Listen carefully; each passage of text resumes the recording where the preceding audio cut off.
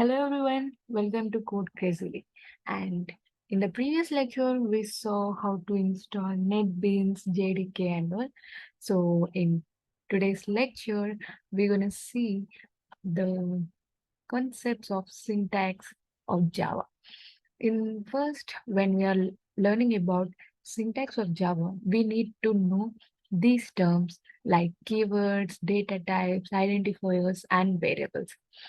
Okay, let's just not straightly dive into these things. First of all, I want to give you some example.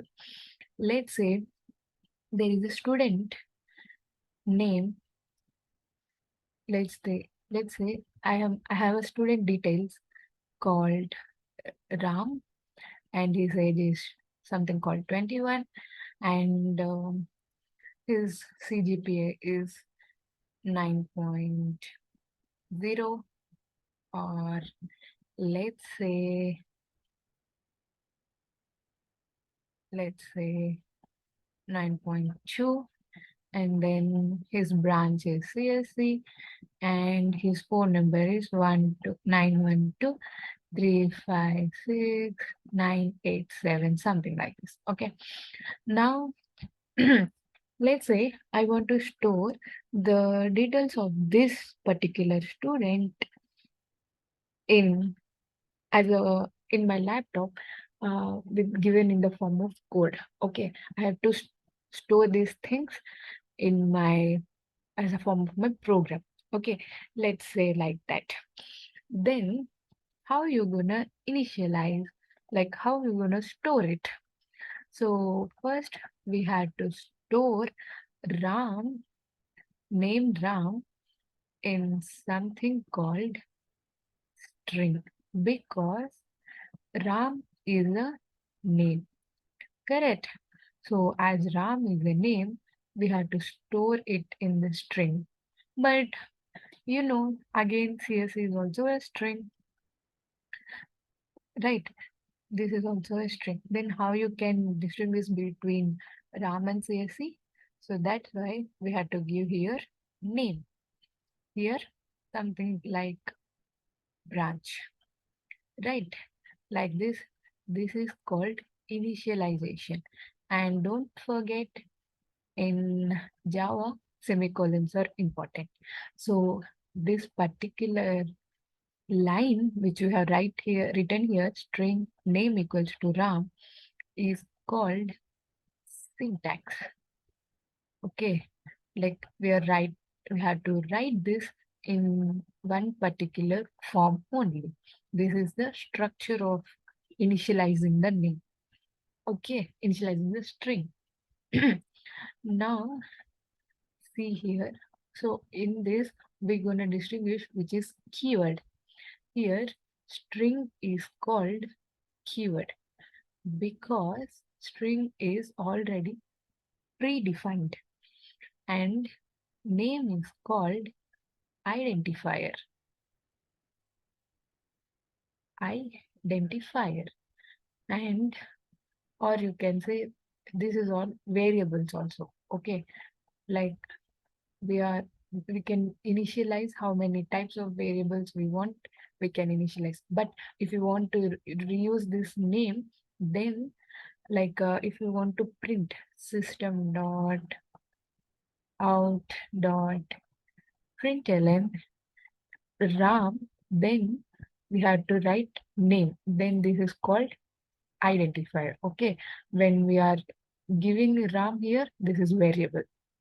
Okay, and yeah, this is keyword.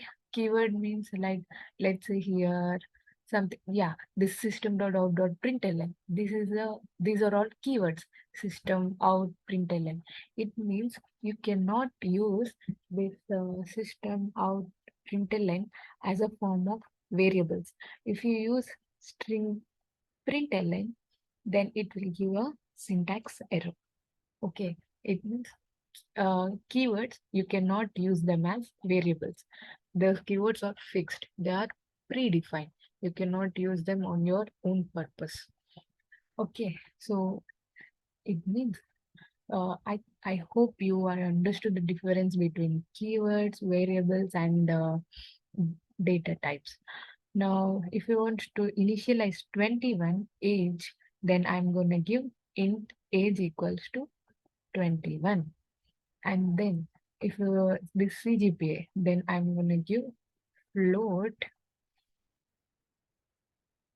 CGPA equals to 9.2. Now again this one as int phone number equals to 9 and something and all. And if you want to give grade, he got A. Then I will give this as character. Character grade equals to A. Okay, like this, I'm gonna store the details of this particular student in this different types. Okay, now you understood what are variables and what is the syntax. Now here only we had defined data types, which is um, string, int, float, and character. Uh, Actually, in Java, we don't have float, we have double. Double and float are same. It means we can able to use decimal numbers in double and float. But in int, we can only use the numbers which are whole numbers or natural numbers. We can't use decimal numbers. Okay. So there are different types of data types like string, int, character, double. Okay, these are all different types of data types. In data types, these are particularly called as primitive data types. Okay, primitive data types. DT means data types. It means it will hold the particular type of data. It means string can hold only string format data type, string format. Int will hold integer, char will hold character, double will hold decimal. We also have non-primitive data types. Okay, non-primitive data types. For example, I have given this student as structure. Okay, this structure, what it will do is, it will not hold any form of data type, but it will just refer the student. It means here in student we have RAM 21 9.2 CSE, everything will be details of every student is stored here, and this structure will just show this RAM location, I should say. Suppose this particular student details are stored in one particular location, let's say block 123, it is stored here. Then the structure student will hold the reference, so will hold this value, so that when you ask for 123 location, it will show the details. It means generally, in the very simple format, let's say non-primitive data types are nothing but home address. It will just give home address. If anyone want to go to your home, then you will give home address. But primitive data types are like your family members, means what the names, actual names of the family members living in this particular home. Okay, that is the difference between primitive and non-primitive. I hope you understand. And keywords are nothing but main keywords which we can't use as variables, like system, out, println, or return, or for, if, break. There are so many keywords. If you are using, if we start programming coding, then you will get to know one by one. So these are the different types of keywords, data types, and variables. Variables are nothing but containers. It means if I initialize the age, this container will just hold this age. Means I'm just naming this box as an age. If it is 9.2, it will just, this CGPA is just the name of this 9.2. That's it. Variables are very easy. Variables are anything you can like. You can give any name you can like, but there are certain rules for variables. Is that you cannot start with